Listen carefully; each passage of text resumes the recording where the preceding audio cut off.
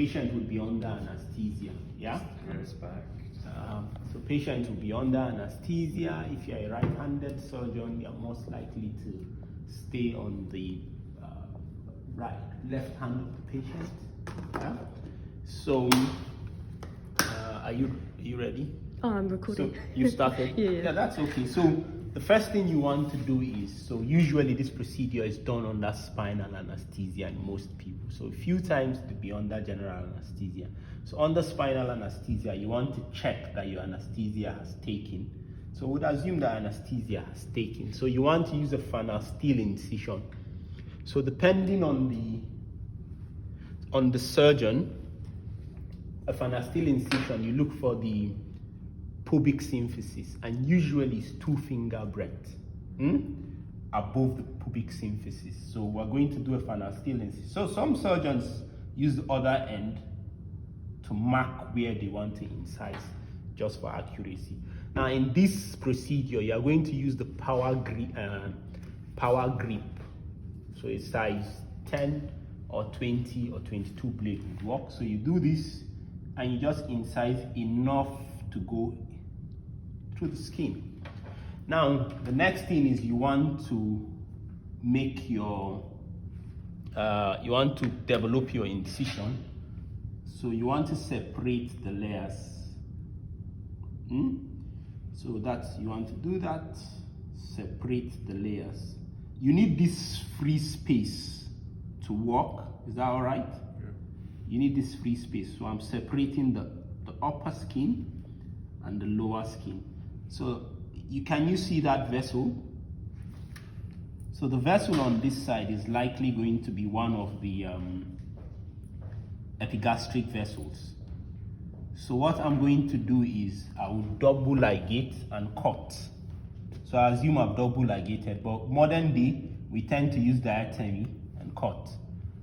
So once I have enough free space, I'll further incise on the subcute and again do the same thing. Yeah, develop up and down, up and down, up and down. This free space would allow me.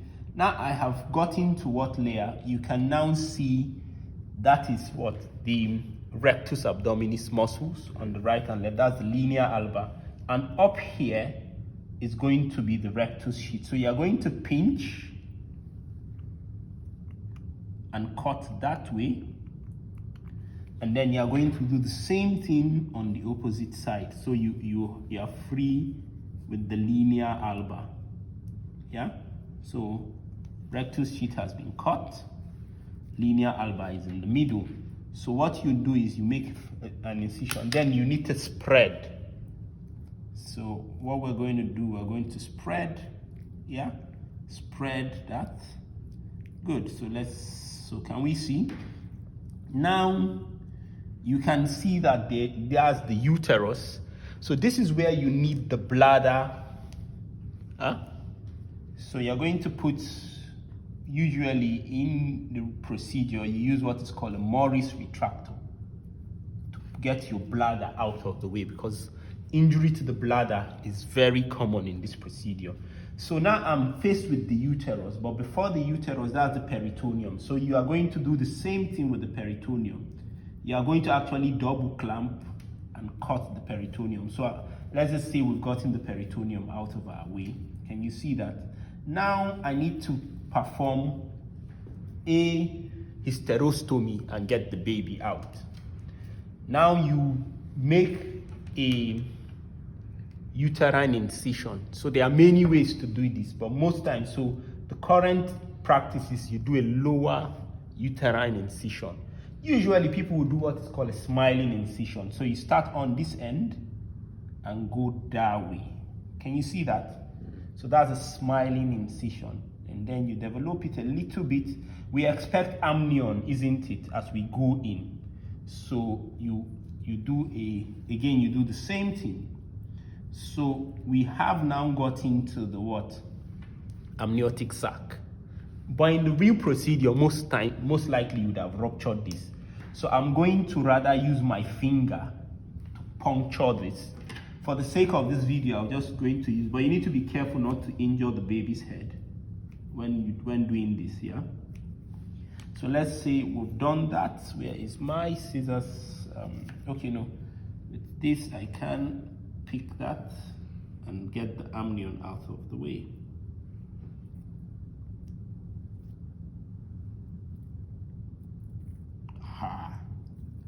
So amnion is out of the way. Now the next thing is you need to deliver the baby. So the teaching is you don't pull the baby. You are going to cause what? Brachial plexus injury, Erb's palsy. So what you want to do is you want to put your hand like that down so that the baby glides and then press that way. Yeah? So usually your assistant is the person that does that. So you press and then the baby glides into your hands.